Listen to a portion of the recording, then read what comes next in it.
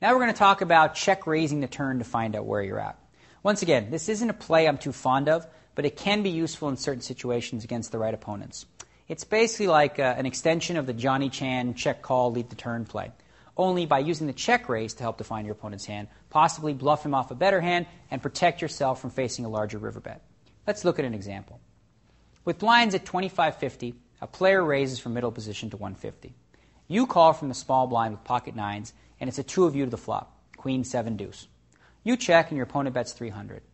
Unsure if your hand is good against an aggressive player who routinely bets the flop after raising, you decide to call and see what the turn brings. The turn is a 7. You could use the Chan play here, but you're worried that the particular player is capable of sniffing out the weak lead play and will bluff raise you. You check, and now your opponent bets 600. Still unsure as to whether your hand is good, you could call and hope that the river bet is small, or you could check raise the turn to define your opponent's hand.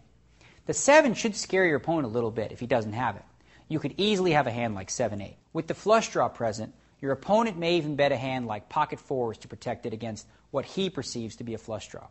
Your biggest worry, though, is that if you call 600 now, your opponent, an extremely aggressive player, is capable of firing a third bet at the pot on the river, making a large bet on the river and putting you in a difficult situation. One defense against that is to check raise the minimum or close to it on the turn. Anything from 1200 to 1500 should scare your opponent, and he will almost never play back at you as a bluff.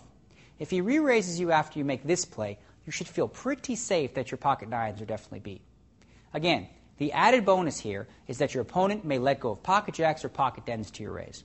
However, if your opponent does call the turn raise, you should check the river unless, of course, you hit the 9.